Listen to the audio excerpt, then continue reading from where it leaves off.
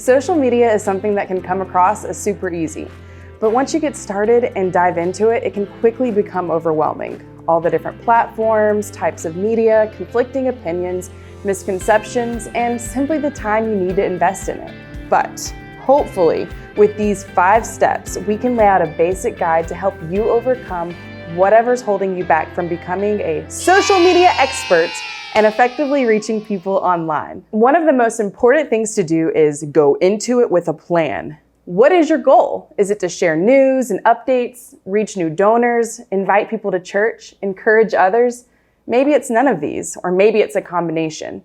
Make sure to narrow down your goal enough to a point that is realistic and helpful. If your goal is too broad, then it's the same as having no goal. If it's too narrow, you're putting yourself in a box that will be hard to get out of. A good rule to follow is be specific with your goal making and think of both how you will choose to measure the success of your goals and what kind of time frame you're looking at to achieve them. This will help you a ton when we get to step 5. You'll also need to figure out who your audience is. Who are you trying to reach? Being too broad and saying everyone is as good as saying no one. In order to reach the goal you've set, who is it specifically that you need to see your post? With your goals and audience now in mind, now it's time to make a plan. But before we get too far, we need to look backwards to what we've done before. If you're starting from scratch, go for it.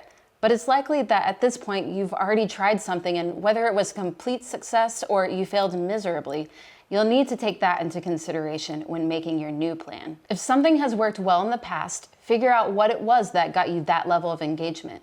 Was it the picture or graphic you posted? Did you ask a question? Was it something timed really well and relevant to those scrolling by? Once you figure it out, make note and try to incorporate it into your new plan. Do the same for what did not work well. Maybe your audience isn't interested in the questions you're asking, or the topic you posted about just isn't relevant to where they are in life right now. Maybe the graphic you used was poorly designed. We'll get back to this. If it didn't work the first time, don't get stuck doing the same thing over again, expecting different results. Figure out how you can improve as you plan your next post. Another important part of planning and taking inventory of your existing social media profiles is making sure you're on the right platform to reach the audience you've defined. Not everyone is on Facebook or uses it the same way. I know my grandpa will never download TikTok or Instagram. There is no one platform that is the answer, and what works for you will be different than the core down the street. The important thing is wherever you end up, do it well.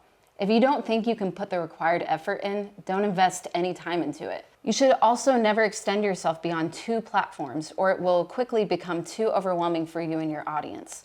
On the flip side, if you only have the time and resources for one platform, that's more than okay. Choose the best one for you and your audience. Make it amazing and delete the rest. Now you can actually make your plan. The best way to do this is with a social media calendar. Take everything you've learned so far and find a time where you can sit down and plan out as much as possible. Obviously, you want to remain flexible because things are always changing and the world is moving around us, but you never want to wake up one morning in a panic trying to figure out what you're going to post. Decide on how often you're going to post during this time too, and do everything you can to stay consistent and on top of the schedule you've made for yourself. Consistency is key. If you go all out for a month, build your audience and engagement, and then drop off the face of the earth, your followers and future engagement will reflect that, and others may just forget you exist altogether. Out of sight, out of mind.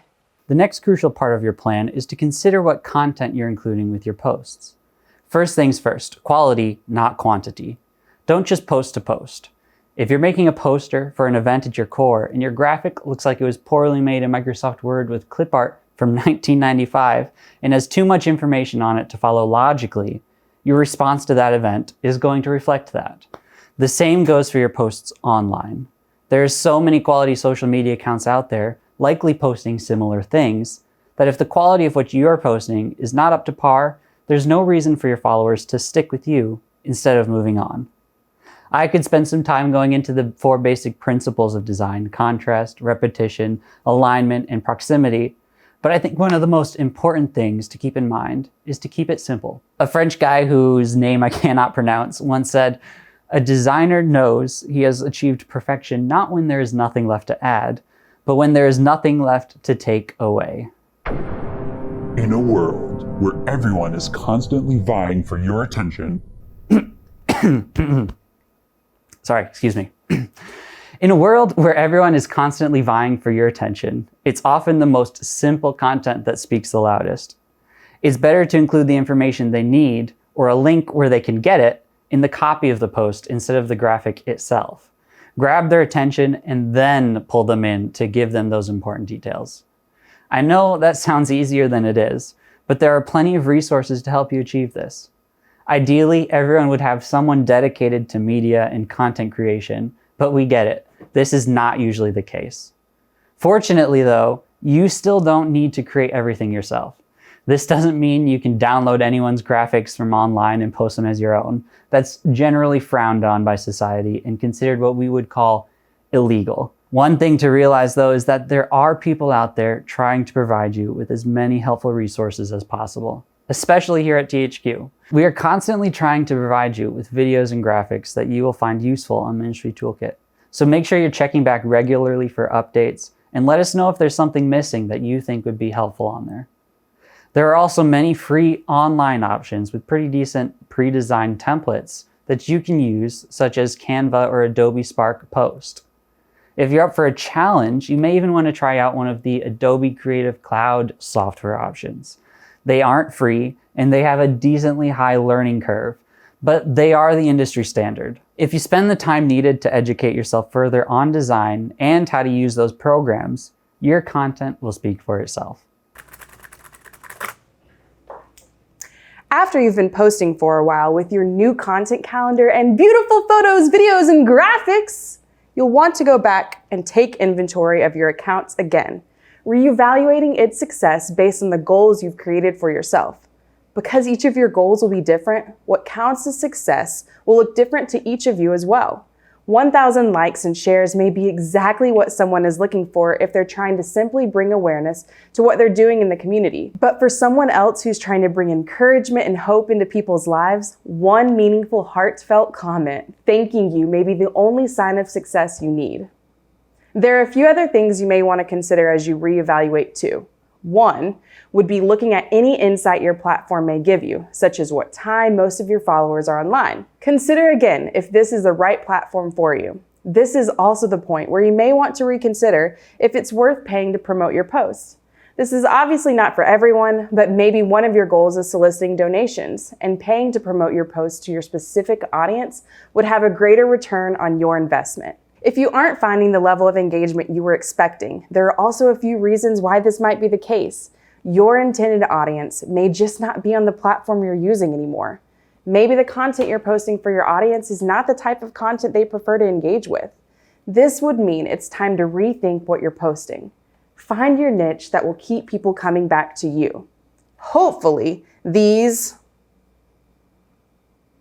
5 steps will help you reach people online effectively. But remember, it's a never-ending cycle of reevaluating and making new plans in order to be successful.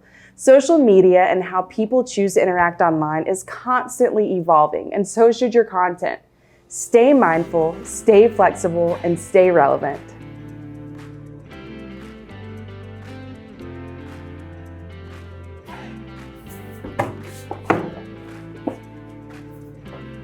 Streaming your services online seems like a daunting task, but it doesn't have to be. It is, however, one of those things that's entirely situational. For that reason, this will be more of a generic guide to some best practices, general workflow, and things to keep in mind, rather than specific how-to with exact equipment and software lists. The way you stream could be entirely different than the core down the street because it's largely based on what equipment you're already using, your budget for new equipment, the technical skills of you and or the members of your core, and even whether or not you are meeting in person as well or exclusively online, just to name a few. If you have any questions for your specific streaming setup, please reach out to your divisional headquarters or even us here at THQ. There's also a ton of helpful content online that can easily be found with a quick Google search. There are 2 main options for streaming your services online. You can either have a live service that you stream as it's happening, or you can pre-record your service and set it to go live and premiere at a specific time. If your core is not meeting in person yet, we highly recommend the second option. By recording your service beforehand and piecing it together in your favorite video editing software, you take a lot of the unknown variables and technical difficulties out of your stream, while still providing a very similar experience, often at a higher quality since you can control the factors involved. If you don't have a favorite video editing software, first of all, what have you been doing with your life? Secondly, here's a short list of some we would recommend. Additionally, it's worth adding that what works with a full in-person service may not be nearly as effective online. It's very tempting to throw in as many elements as possible to try to give people the full experience from home and let your congregation become part of the service themselves. But in reality, it will oftentimes do the opposite and push people away. Online content is enjoyed much more simply. This doesn't mean shorten the sermon, but instead bring more focus to it and make it easier to engage with it instead of burying it amidst everything else. The main three elements that we suggest simplifying your service to would be a time of worship through music, prayer, and your sermon in whatever order and variation you find works best for you. The Holy Spirit is more than capable of moving in amazing ways through these few elements. Don't get in the way of that. With this option of a pre-recorded service, you also have the opportunity to jump in live and engage with your viewers in the comments, making the service feel more personal and allowing others to connect.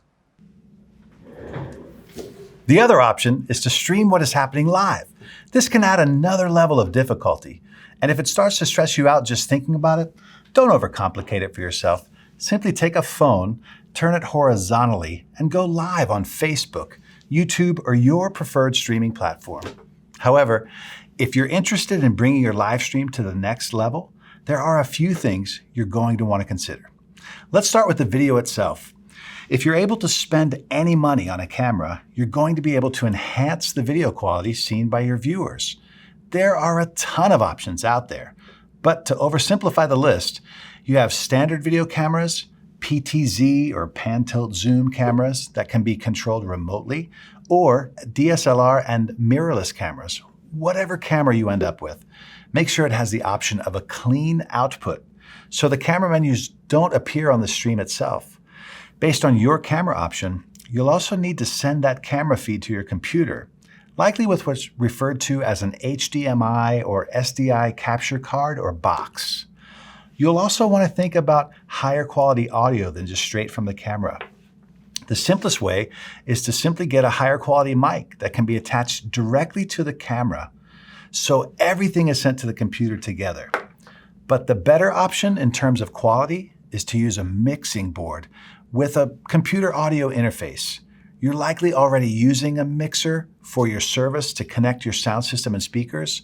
You would just need to take the output with an additional cord and send it to your computer through an audio interface.